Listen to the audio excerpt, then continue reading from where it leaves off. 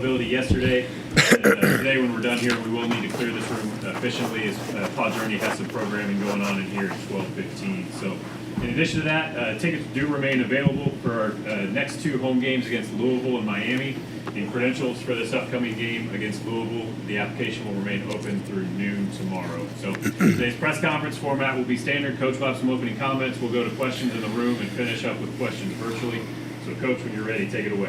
Yeah, so it's fall break, and just piggybacking off of that right there with our Paul Journey, we've got two events, one yesterday, one today, and always good to see our guys come back yesterday with Andre Branch and Jarvis Jenkins here, along with Dalton Freeman and Courtney Brown.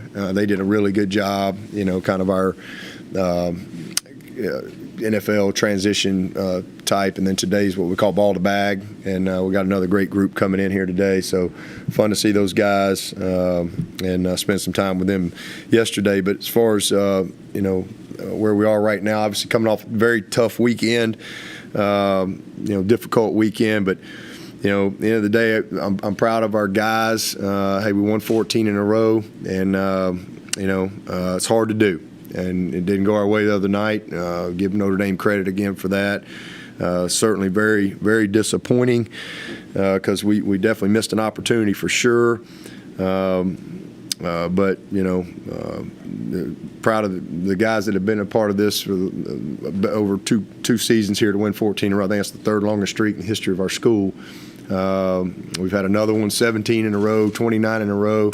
And we've had those streaks because we've just responded, and we've always gone back to work. And so good news is we missed an opportunity, but we got another opportunity this week, and that's the good news for us. Also, we're a better team, certainly, than what we played the other night.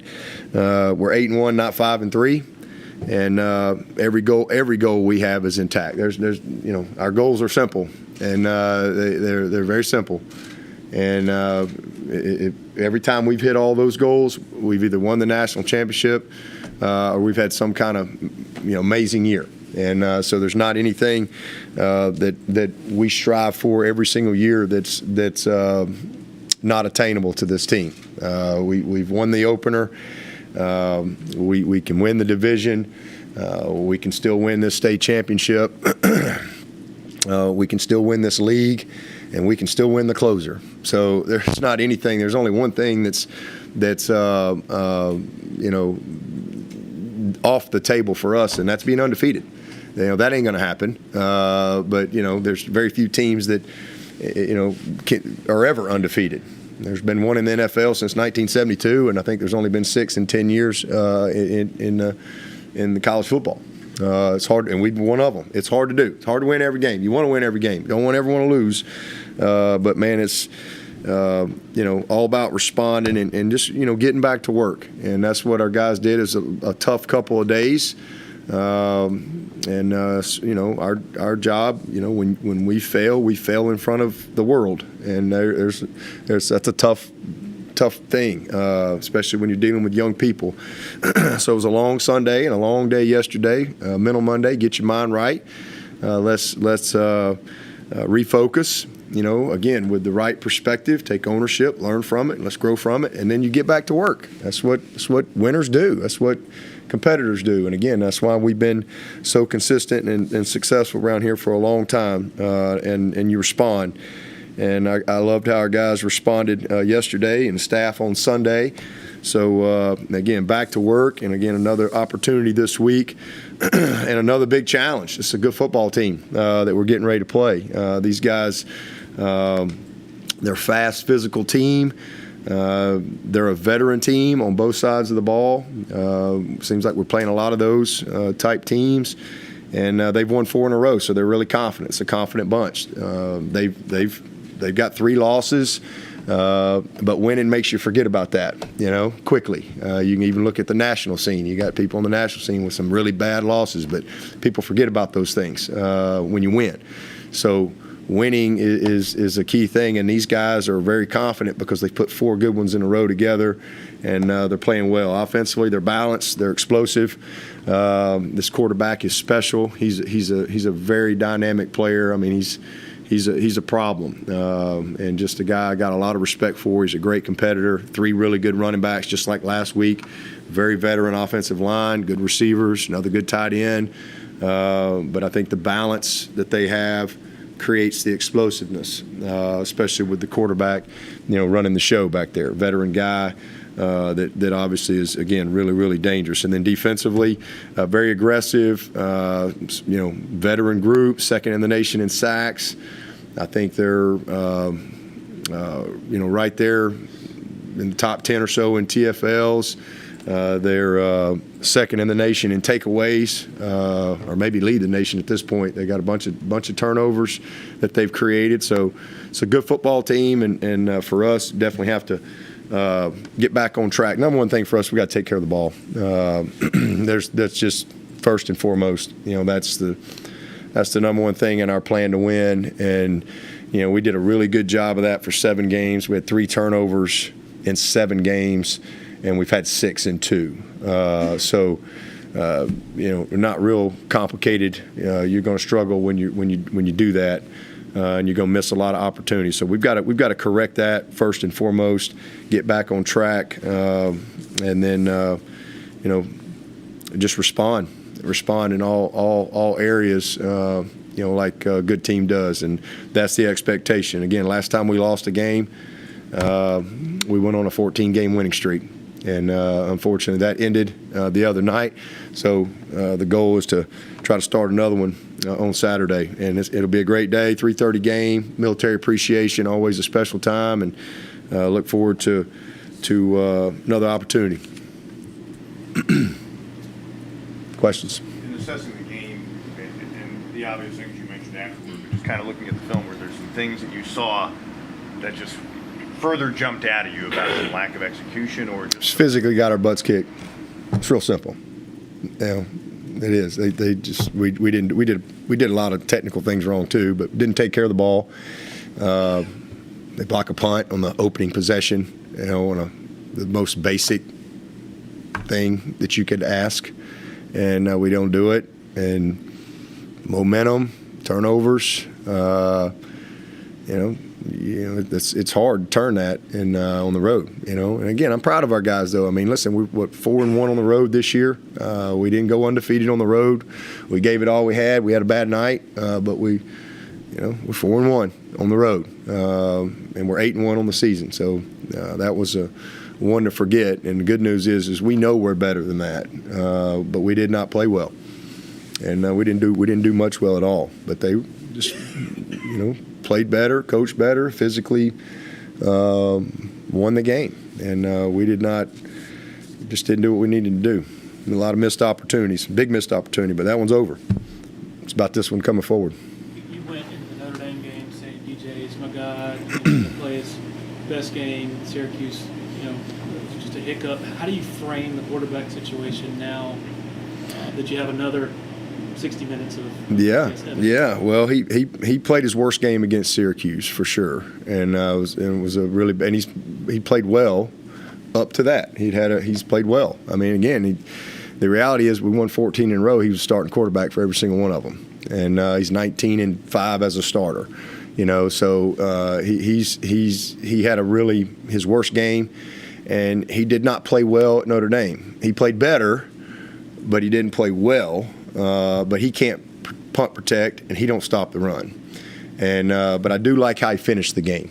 I loved how he finished the game. I love how he competed, and that's why the team loves him, because that's who he is. And so, but he's got to play. He'd be the first one to tell you. I mean, he's got to play better, and he's got to get back on track to how he played the first 7 games. And that's just the reality of the situation. I mean, he's got to be accountable to that, and he is. And watched every play with him, and he knows what he's got to do better.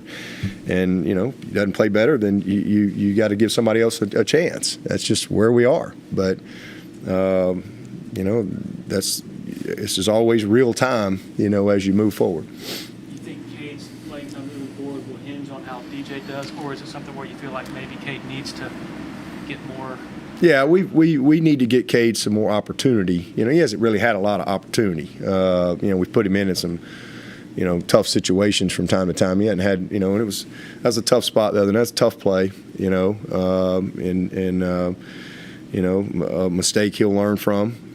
He's got a guy in the flat. You either throw it to the guy in the flat or you throw it away right there. But, just a young guy that'll learn. But we definitely, got a lot of confidence in him. He's a great young player. And but again, when you've won 14 in a row and you've got a guy that is your leader and has played well, and then all of a sudden, he had a bad game, you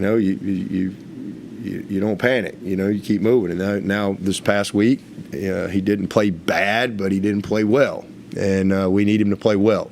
So that's kind of where we are. So it'd be a big day on Saturday for all of us because we all need to get back. We need to coach well, and we all need to play well. It's not just DJ; it's everybody. Got to get back on track. See if we can get to 91. The only thing worse than 8-1 is 8-2. So we want to get to 91 and see if we can get back on track and be who I know we are and do some of the things that I've seen throughout the year. You said that Monday was going to be a really big day because you just wanted to see the look in their eyes. I guess what did you see yesterday? Hurt group, a mad group, disappointed, complete ownership. Saw what I wanted to see. And it's good. And, so now it's about us as coaches helping them have the right perspective, especially at a place like Clemson.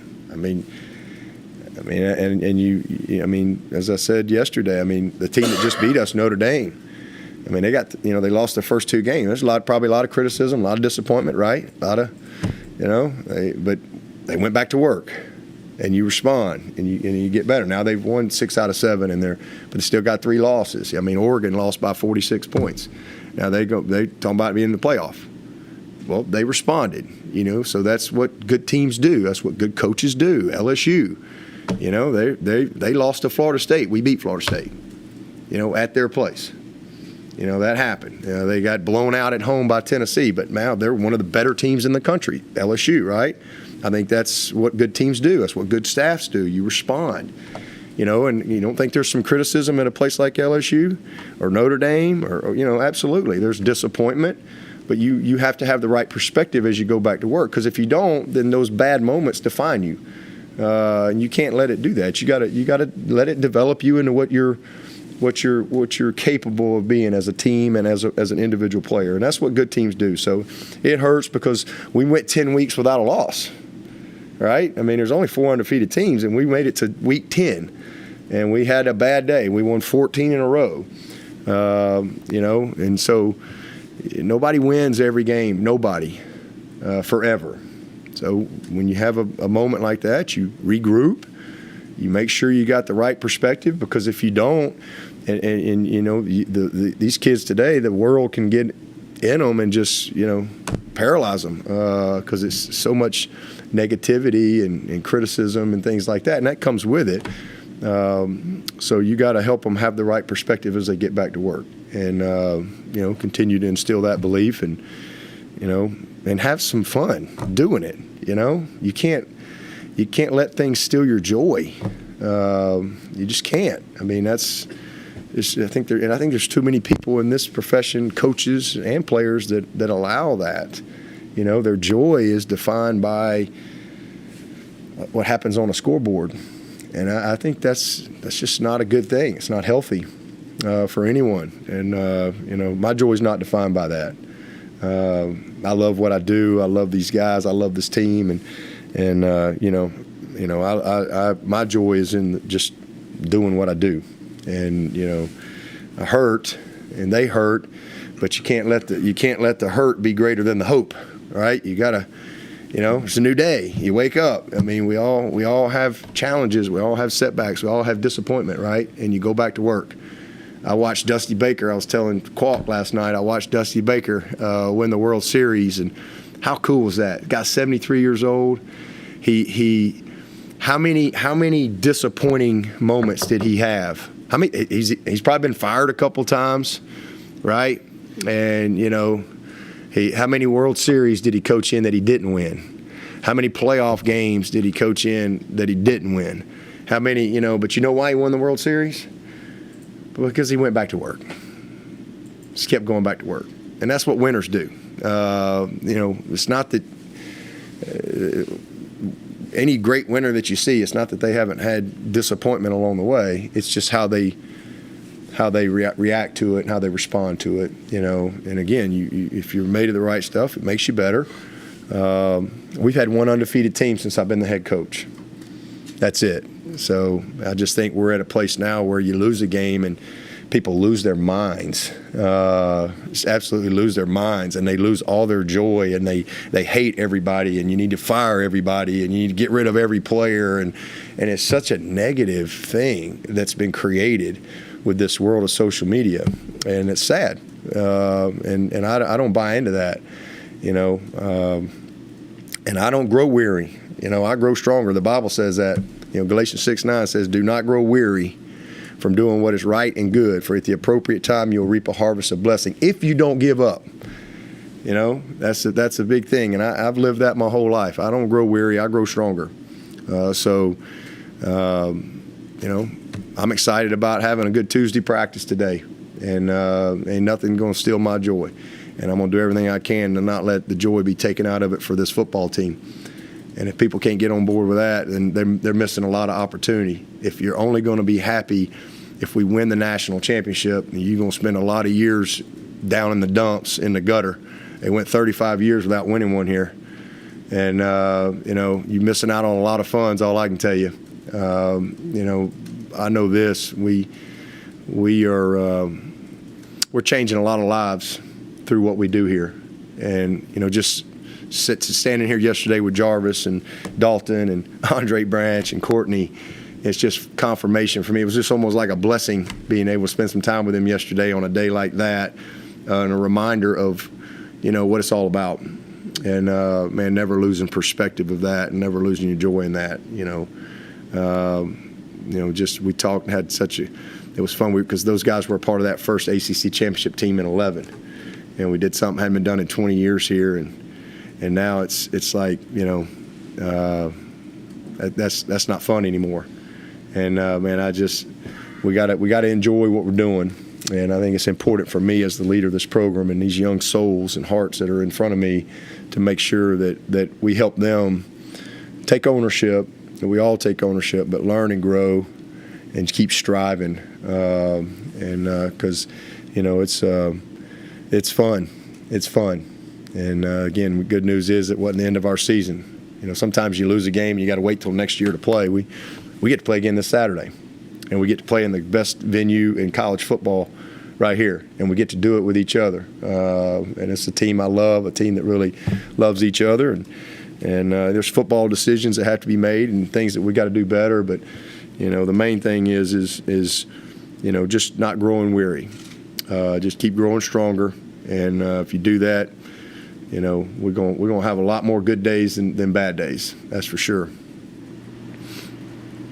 What are some of the stress points that Cunningham will do to a defense? You name it. Just last year he had a 52-yard touchdown on a little influence zone read. He gets on that sideline, he's gone. He can rip it, down the field. He can dance around and create and extend, so you have to cover forever. So he's just, and he's fearless. The last year, 4th and 1, game could be over. He makes a throw. I still don't know how they made that. I watched it again. I still don't know how they made that play. I thought he was going to run it, and man, he just rears back on 4th and 1 and throws it right in between two people on the sideline, and his guy makes an unbelievable play on the 2-yard line. Right? He's just a fearless kid, and so just got a lot of respect for him as a competitor. Everything I know about him, he's a great young man, and but he's you don't want to compare him to somebody, but he's like Lamar. He can beat you in every way possible, and just when you think you got him, he's gone. So really stresses how you play the quarterback, how you rush the quarterback, because obviously he's a huge part of their run game, but yet he can absolutely I mean, they take a lot of shots. Opened up last week, shot. I mean, they're gonna rip it. A lot of misdirection, and again, just a very balanced team. So he stresses you every way you can be stressed, sideline to sideline, goal line to goal line. He's a very, very good player. How much do you change your personnel for a QB who can extend to play? From play to play. In other words, might you go with more of a nickel look? Yeah, we always, have packages that we carry every week and all year that, depending on down and distance, situation, scoreboard, who the quarterback is. We always have, certain personnel groupings that, we feel like we gotta have in the plan. But with a guy like this, you better have plan A, B, and C. What was the hardest part of yesterday for your players to? Just watching it, and taking ownership of it.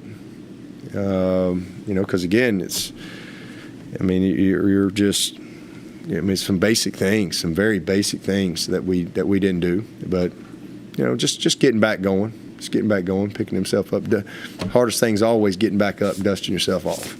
That's always the hardest thing, because you want to just kind of stay down, So the hardest thing is just getting back up, showing up, and let's put the tape on right here, and let's watch it as a family, and let's make sure we're all on the same page. And so it's always the hardest part when you have a loss. And again, we ain't had many losses around here, thank God. But when we've responded. You can go back to we kind of laid the foundation of the program here, 9, 10, 11, and really kind of took another step in 12 and 13, I think, and solidifying that. And then 14, we lost that South Carolina game, and then we came in here. Streeter came in. As a matter of fact, we had the Oklahoma game, and I think we went on a pretty good long run there, maybe a 17-game winning streak there, and went all the way to the national championship game, and got beat, and then we came back 16 and ended up losing a game. Then we go and win the national championship. It was really down. Well, that was a dark Sunday. Gave up about 600 and something yards. It was a bad day. Our best players, we got great players, guys, a bunch of guys playing on Sunday. They had a bad day. We're people. I am not perfect. And there is no coach here perfect. There's no player here perfect. We're people. And, you especially in competition, you can have some bad moments, but you can't let them define you. There's a lot of people that do, and they don't get better. But that team did and won it all. And then come back 17, have a good year, got beat in the playoff, and then I think we went on a 29-game winning streak. And then we back-to-back national championships, and then we get back going again, and now we're coming off a 14-game winning streak after a tough little stretch there in 21. So you just keep learning, you keep growing, you're always building. That's who we are. We've won 2 national championships in 6 years, man, you keep believing in what you do. You don't put your head in the sand. You keep getting better. You know what's reality and what's perception, and you live in reality in our world. So, and you're very truthful and transparent with your players, and make sure everybody's on the right page, and again, the right perspective, and you go back to work. That's what you do. You go back to work. That's what we've always done here, and that's what we'll continue to do, and be a lot more good days ahead. Physical part, what differentiates this bad day from some of those? Yeah, that's the most disappointing part, because they physically beat us. Simple as that. Tyler Davis said yesterday he thought it was a mindset. Yeah, it's mindset, mentality. Tyler played good. I thought he played pretty good. I thought Davis. That's the thing. You have a game like that, and it's all bad. It's not all bad. Davis Allen had a great game. What a game! Kid played his heart out. Had a great game. Tyler Davis played well. But as a football team, we weren't anywhere near what we needed to be. And again, 6 turnovers in 2 games. You're lucky you're 1-1 instead of 0-2. Devin, what was Lance Taylor like as a player? He played for you there at Alabama. Yep. And your thoughts on him now as the OC? Yeah, I remember Lance. I first met Lance. He was probably, he was probably 14, maybe 15, something like that. His dad played at Alabama, and so back in those days, when I was there, we would, the way we'd do camp, I think it was called Patey Hall. We'd set up for camp over at Patey Hall, and I was always a part of the check-in process and all that stuff. And so the first time I met him was when he came down to camp, and we had him as a camper. And then he ended up walking on, and he just every walk on that makes it, they all have the same attributes, and he exemplified those. I mean, he was confident, he had talent, he was tough, he was an above and beyond guy, great work ethic. Just a great person, and so I had a chance. I think I was there with him 1 or 2 years. I can't remember. Maybe it was 2, and then he redshirted, made redshirt freshman year, and then we got let go. So, but I kept up with him, and we've stayed in touch for years and years and years. He spent several years out with David Shaw at Stanford, and then went over to the Panthers for a little bit, but. I'm proud of him. He's done a great job and a really good football coach. And then obviously competed against him, his time at Notre Dame as well. But he's one of the real good guys in the profession for sure. Dabo, just saw Xavier Thomas up riding the stationary bike, and he had a very emotional post on social media apologizing to Clemson Nation. Just how is he feeling right now? He's good. I mean, he's been encouraging to me, actually. I'm really, we don't always understand why things happen, but it's certainly disappointing. But man, he is I'm just really proud of who he is and just how mature he is, how he's grown. I mean, he is a transformed person from when I met him at 16 years of age to who he is right now as a man, and getting ready to be married, and just again has a good perspective, and life has a way of helping you have that if you're wired the right way. He's really grown in his faith. Just tremendously. I think he's really leaned on that. But he's going to be fine. I mean, it's disappointing. We're always disappointed when things don't go the way we want them to go. But as a person of faith, God's plan's always bigger than our plan, and it's not always. It doesn't always line up right the way we plan it, and so. But he's going to be fine. It's not like he's dealing with, torn ACL. It's not like he's got a situation like, with Justin. He's going to be fine. It just didn't work out the way, everybody wanted it. And he tried, man. He tried. He gave it all he had, and it just wasn't meant to be. And even how he got re-injured. He literally hurdled the back, on a Wednesday practice, but that's just, so the one thing I can say about X, he absolutely gave every ounce of everything he had. And he really, truly was doing everything he could. And just a setback, and between Dr. Martin and Dr. Anderson, and what's best for him. He could probably, come back and finish this thing out here. But then he's going to definitely have to have the surgery. And so that would, if he does go pro, it's not going to be good for him, because he needs to be at his best. And so it's just the best thing for him and where we are. And he gave it all he could, and that's all you can ask. And so, we got to do what's best for him and get him in a good spot, and then he'll make a decision. Because he's only 22. Heck, you got guys playing in college football 25 right now. So I think the quarterback at Tennessee is 25. I think there's especially with COVID, there's a bunch of 24-year-olds playing in college football. So he's still young. He's still all in front of him, and he does have an option. I mean, if he wanted to, he could come back. I'd take him back for sure. But he can go on and go pro too. I don't have any doubt he'll get drafted. Obviously, he's missed out on a lot of opportunity, and in his mind, he hasn't been able to really be the best version of himself. But he's gonna be fine no matter what. But I'm really proud of who he is, the type of man that he has become, and it's all part of his journey. So he's got a bright future ahead of him, on and off the field. He's got a lot more football to play, but he's got a lot of great things coming for him in life too. Is his option to return as simple as just having that year dangling, or is there an application, a medical hardship? No.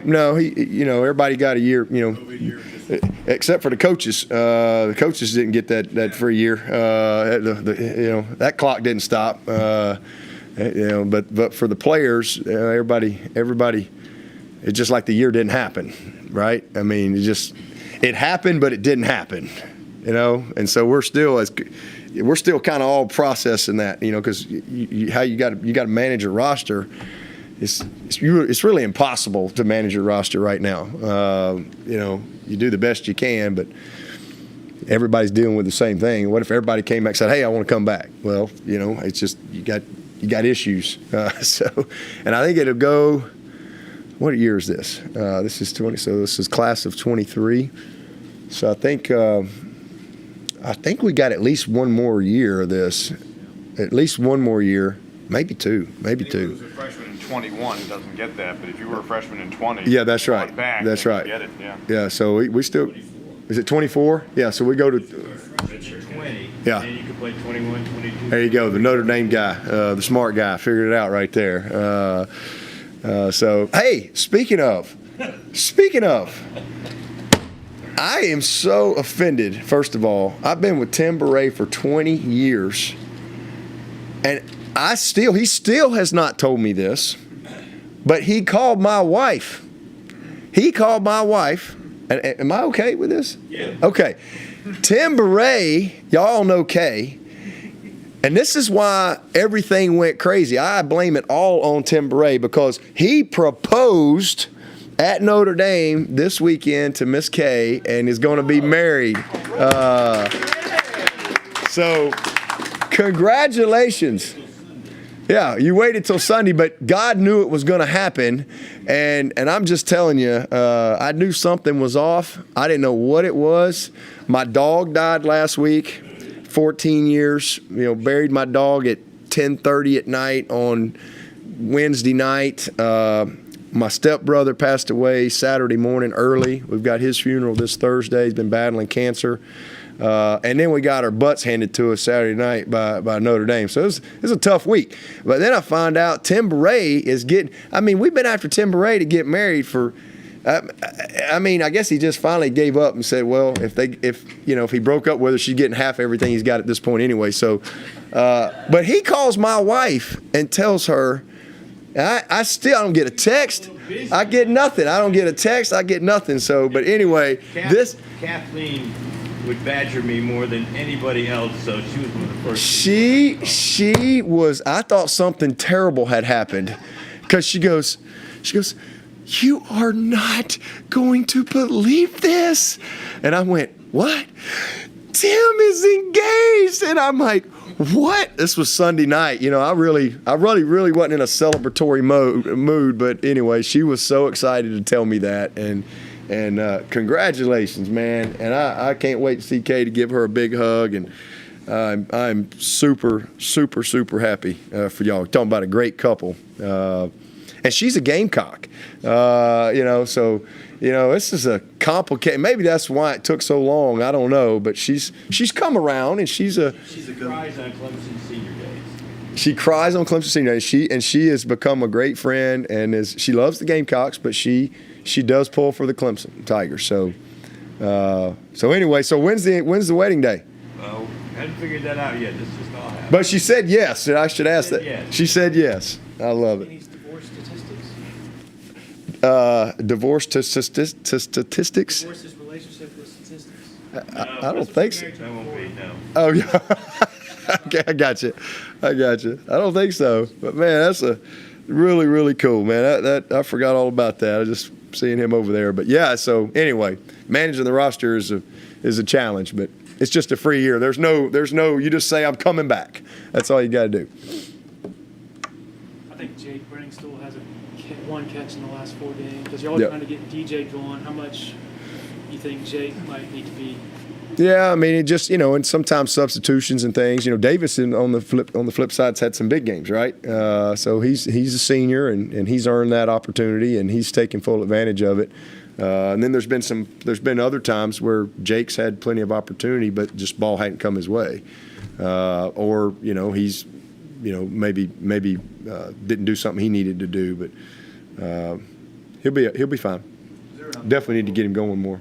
Bo Collins looked like he got shaken up the other night. Is there an update on? Yeah, he separated his shoulder, so he's out. It'll be kind of week to week until we work him through that. See where he's at next week. I don't know. Is that the same shoulder from fall camp? It is. It's this shoulder. I'm not sure, honestly. Not 100% on that. For some reason, I think it's the other one. Is Kobe Pace back in practice? He's working back in a little bit yesterday. So again, today and tomorrow will be big days for him to kind of just see where he is as we get into a little bit of competitive work today and tomorrow. It'll be big for him. But he did a lot last week. They really pushed him hard. So the goal this week was to work him back into practice and kind of see where he is from there. Fred Davis be available? Not sure. He was out yesterday. He's battling an ankle as well. So we'll see. I think because you're such a positive coach and would never throw a player or another coach under the bus, some of those loudest voices out there say, well, he just doesn't understand. He doesn't understand the issues, and he doesn't do that. But I would imagine that behind closed doors, there's been some hard coaching with the assistant coaches or with the players. Do you think that sometimes people just don't grasp? So who's saying I don't understand the I'm issues? just saying some of the loudest ones, the people that. Yeah. Well, I can't waste an ounce of brain power speaking of those people. I really can't. I know what our issues are. Been doing this a long time, and again, we've how many programs won 2 national championships in 6 years? How many? I don't know. How many done that? I mean, there ain't many out there. Again, it's just kind of. And nobody's got their head in the sand. We all want to be better in a lot of areas, and we're going to be. But I'm very well aware of every issue that we have, and but I also know who we are and what we're all about, and what this program is built on, and I don't flinch when it comes to. I'm led by my faith and what's right in my spirit. And when it's time for me to change something or whatever, it's usually spirit-led and not internet-led or fan-led or anything like that. That's I wouldn't be standing here in front of you if I was driven by that type of stuff. Any questions for Coach from Zoom?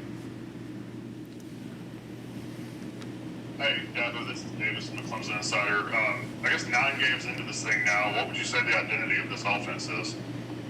What is the identity of this offense? Well, up until 2 games ago, it was an offense that was really, really good on third down, and was still good on third down. It was an offense that was taking care of the football, an offense that was, scoring, had some explosiveness built into it.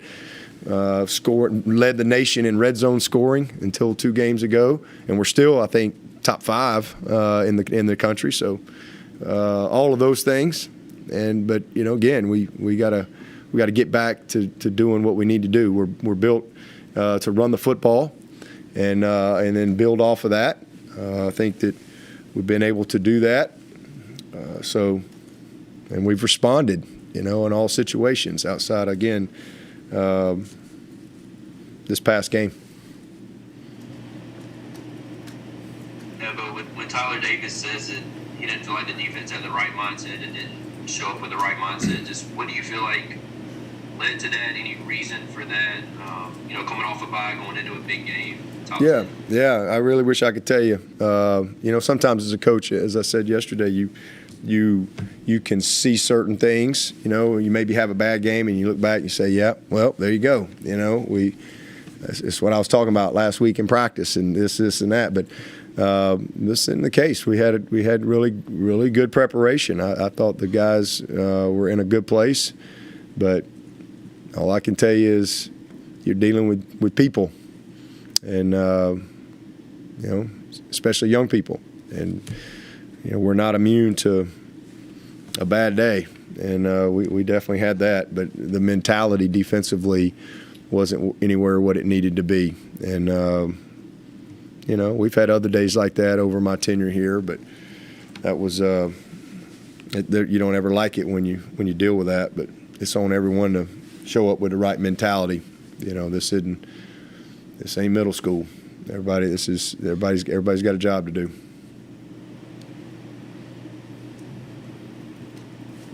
All right. Thank you, Coach. Okay, appreciate it.